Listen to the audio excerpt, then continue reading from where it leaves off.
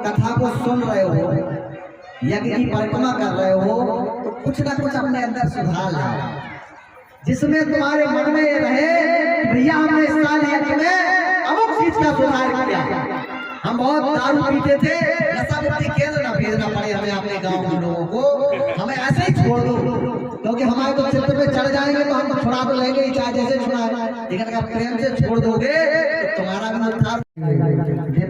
आयोजन तिथि वर्ष की भांति इस वर्ष भी हो रहा है, और वास्तव में झाड़ी सरकार एक ऐसी सरकार है जो कुछ चाहती है वो हो जाता है। यहाँ पर जिस संत ने अपने जीवन के 5 दशक दिए, कितने दशक, 50 वर्ष तक जो व्यक्ति यहाँ पे रहा, और मैं आप लोगों को बात बता दूं, उनके पास सिद्धियां आती थी अब वो गाली देके भगा देते थे, वो जनता जनार्दन को नहीं भगाते थे, हमें तुम्हें नहीं भगाते थे। उनके पास बड़े बड़े ब्रह्म आते थे कि मैं तुम्हारी सेवा के लिए यहाँ रहने लगूं, तुम्हारी सेवा करूं, कहते थे भाग जाओ, मुझे तुम्हारी जरूरत नहीं है, हमें जिनकी जरूरत है वो हनुमान जी हमारे साथ है और हमारे पास है। इस गांव का और क्षेत्र का बड़ा सौभाग्य है, उस संत ने यहाँ पर अपना पूरा जीवन दिया, और उसी का पुण्य प्रताप है कि आज हम और आप सभी लोग एकत्रित हैं। आज हम लोग एकत्रित हैं, उसका एकमात्र कारण यही है कि उनका पुण्य का प्रताप है। यहाँ पर उन्होंने जो 50 वर्ष दिए, लोग उनको पागल कहने लगे थे, लोग कहते थे तो पागल है, हल्ला करते हैं, चिल्लाते हैं, भगाते हैं। नहीं नहीं, वो किसी को चिल्लाते नहीं थे ना भगाते थे, वो चिल्लाते थे और भगाते थे तो केवल बुरी आत्माओं को, पिशाचों को, क्योंकि वो उनके पास रहना चाहते थे। लेकिन हम भोले बाबा इतने सरल देवता हैं, और किसी के यहाँ तो पाबंदियां हैं। हनुमान जी के यहाँ जाओ लड्डू लेकर के जाओ, राम जी के यहाँ जाओ तब भी प्रसाद लेकर के जाओ, लेकिन भोले बाबा जितना कोई सीधा हो सकता है महाराज, जिनको ना लड्डू चाहिए ना पेड़ा चाहिए, कुछ नहीं है, तो धतूरे का गत्ता ही लेकर के चढ़ा दो, उसमें ये है भोले भंडारी। आज भगवान कन्हैया पूतना के स्तनों को पान कर रहे हैं, 1 मिनट हुआ, 2 मिनट हुआ, पूरे 5 मिनट हो गए। पूतना ने सोचा ये कैसा बालक है, अभी तक इसको कुछ हो नहीं रहा है।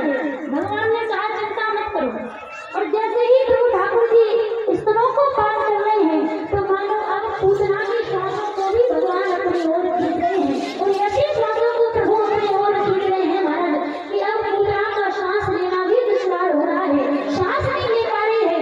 और जैसे ही पूतना की श्वास ना हो, 7 दिन के कन्हैया बोल पड़े मौसी जी पकड़ना ही आता है, छोड़ना नहीं आता है।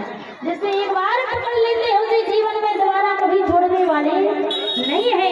आज पूतना को भगवान प्रभु कन्हैया है, जैसे ही आवाज जो हुई 18 किलोमीटर में पूतना का शरीर गिरा, और जो आवाज हुई उस आवाज से सारे ब्रजवासी दौड़ते हुए आए। क्या हो गया, क्या हो गया, दीप उठाया, गोद में लिया। ब्रजवासियों ने कहा अरे भैया ऐसे हर किसी को लाला दे दिया जाता है। मैया जाती है, स्नान कराया, पंचामृत से स्नान कराती है, गाय के पूंछ से झाड़ा दिलवाती है। सुंदर स्नान कराने के बाद में बैठी नीचे, भोले बाबा को पता चला कन्हैया ने अवतार लिया है, और भगवान ने जितने भी मोह कपट छल छेद न भाव, भगवान निर्मलता चाहते हैं, मन की निर्मलता चाहते हैं। और पूतना कलश ला करके पहुंची, ब्रजवासियों ने रास्ता नहीं दिया, लगता है कि कोई यशोदा मैया की सहेली आई है, कोई आई होगी, आशीर्वाद लाला को मिलेगा, और छोटे से लाला को गोद में दिया। पूतना ने लाला को गोद में दिया, स्तनों का पान कराने लगी, और जैसे ही स्तनों का पान कराया छोटे से कन्हैया ने आंखों को बंद कर लिया। किसी ने कहा महाराज आंखों को बंद क्यों किया है, तो कहा इसके कई भाव हैं। पहला भाव तो ये है कि पूतना जो कार्य कर रही है वो कार्य मां करती है, इसलिए भगवान ने आंखें बंद कर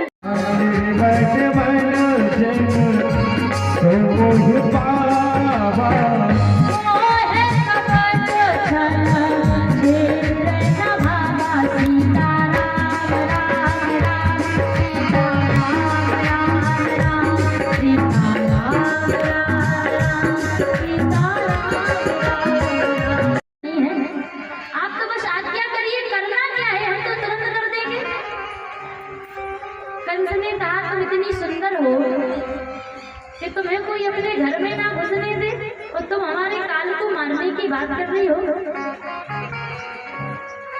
नाम क्या है? पूतना।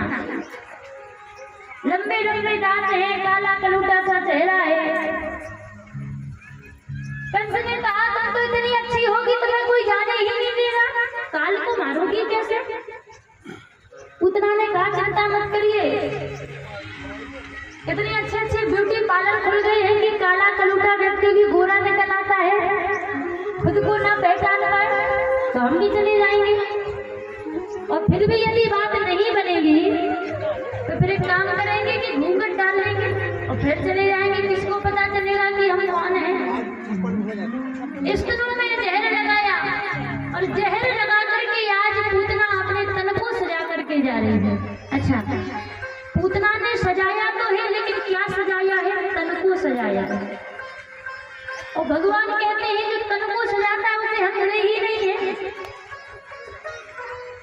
दो देवियां ऐसी हुई हैं, दो नारियां ऐसी हुई हैं जिन्होंने अपने तन को सजाया है और दोनों को ही प्रभु नहीं मिले। एक तो पूतना और दूसरी श्री रामचरितमानस में शूर्पणखा। दोनों ने तन को सजाया। शूर्पणखा भगवान राम के पास में पहुंची और राम जी से कहा प्रभु तुम शम पुरुष नमो शम नारी और यह संयोग